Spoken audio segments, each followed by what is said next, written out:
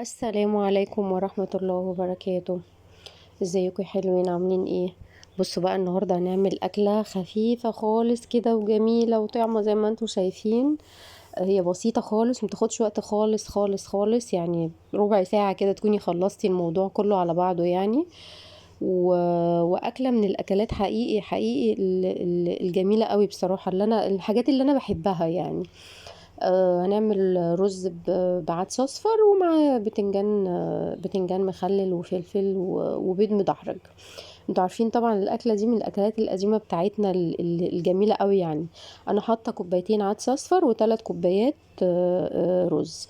هو ده، بص، مش مقياس، يعني ممكن تحطي 3 كوبايات رز و3 كوبايات عدس اصفر، او كوبايتين وكوبايتين، حسب الكميه اللي انت عايزاها وحسب انت بتحبي العدس اكتر الرز اكتر. بس انا عن نفسي بحبها بالمعيار دوت يعني. انا حطيتهم على النار اهو مع شوية زيت ومكعب زبدة. هقلبهم كويس، حط عليهم الملح ومكعب الدجاج بتاعي، وهتشهم بالمية السخنة. تمام اهو زي ما انتوا شايفين كده. اهم حاجة بس ان انا اقلبهم اشوحهم كويس على النار. يعني ده بيخلي برضو الرز يطلع مفلفل كده وحلو معايا. التشويحة اللي على النار دي اهم ما في الموضوع، ان هو كله بيتقلب في الزيت وفي الزبدة او السمنة البلدي، والرز كله بيتقلب في الكلام دوت، وبيبقى اجمل بكتير يعني. المهم انا كده خلاص كده خلصنا من الرز. نعمل بقى الصلصة دي. تومة معايا، حطيت 3 فصوص توم وعليهم شوية زيت، هحمرهم كويس. وقبل ما يحمروا خالص كده هحط شوية كزبرة ناشفة. مش بحطها في الاول طبعا علشان ما تتحرقش مني مع التوم يعني. هحط كزبرة ناشفة، وبعد كده هطشهم بخل، وبعد كده هحط الطماطم عليها. ومش بحط اي توابل ولا اي حاجة، هو ملح، شوية ملح وشوية كمون بعد كده، ومعلقة صلصة وخلاص على كده. تبقى الصلصة بتاعته خلصت. انا بالنسبة لي بعملها كده. انا حطيتها وطشيتها بشوية خل، وبعد كده هحط الطماطم بتاعتي اهو زي ما انتوا شايفين كده. بمجرد ما تغلي هحط بقى عليها ملح وكمون، شوية كمون صغيرين، وهحط عليها معلقة صلصة. هو انا عندي الصلصة بتاعتي اوريدي، هي ما شاء الله زي ما انتوا شايفين. بصوا عاملة ازاي جميلة قوي وحمرة. انا عاملاها زي ما كنا عاملينها مع بعض قبل كده، وحط عليها بنجر. فالبنجر الصراحة بيبقى مديها لون تحفة، حتى لو هي انتي جايباها في اوقات بتبقى مش حمرة قوي كده الطماطم. هتبصوا تلاقيها برضو البنجر هيديها قيمة غذائية وهيخلي لونها جميل جدا. اهو زي ما انتوا شايفين هي كده اتعملت برضو معايا، برضو ما خدتش وقت خالص، برضو سريع سريع كده. وهسيبها بقى ونعمل البتنجان بتاعنا. طبعا انا وانا بعمل الكلام دوت انا حاطه بيض بيتسلق يعني، عشان هو البيض كده كده ما فيهوش حاجه، احنا هنسلقه وهنقلبه في معلقه زبده وخلاص او سمنه. هنا بقى التتبيله بتاعتي بتاعت البتنجان. فلفل، انا بحط فلفل اخضر وفصين توم وملح وكمون، وبحب احط شويه شطه كمان.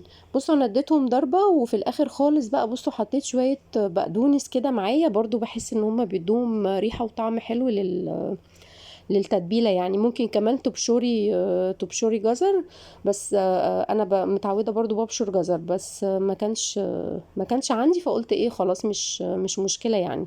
وطبعا الخل بتاعنا والليمون. الليمون بقى مش عايزه اقول لكم كتروا في الليمون على قد ما تقدروا. هنا البتنجان انا بحمره، وهحمر برضو الفلفل مش بحمره الفلفل يا دوبك بديله تقليبه بس في الزيت وبطلعه.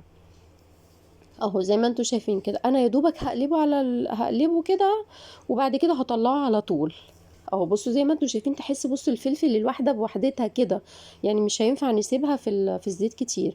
بصوا هنا انا حتى كمان مقطعه البتنجان بطريقه مختلفه كده، قلت برضو شكل مختلف. انا هنا عامله له فتحتين بالطول، وفي النوع التاني عامله له الفتحات بالعرض كده. وكانت عندي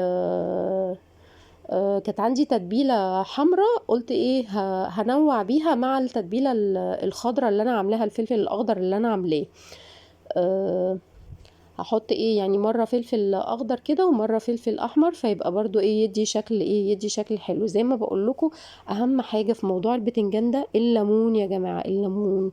كتروا ليمون على قد ما تقدروا، هو اللي بيخلي، حقيقي بيخلي طعم البتنجان حاجة تانية، بيديله طعم يعني رهيب بصراحة.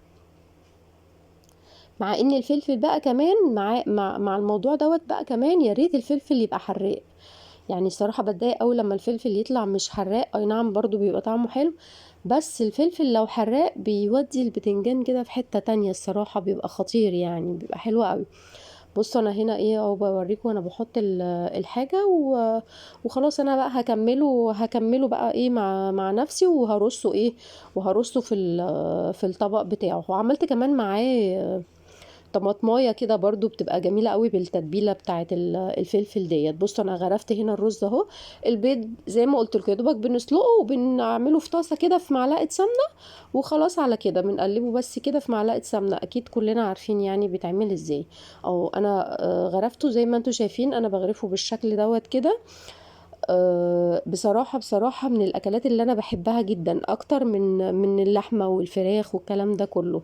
بحب الحاجات دي قوي، الرز بالعدس الأصفر، الكشري، البصارة والعدس الأصفر هو كمان، يعني الصراحة بيبقوا جمال والواحد بياكل فيهم مش بيحس هو بياكل قد إيه. من الأكلات الممتعة بالنسبة لي الصراحة يعني. ف مش عايزة أقول لكم جربوها بالطريقة دي، عشان أكيد انتوا ممكن يكونوا بتعملوها أحلى مني كمان يعني.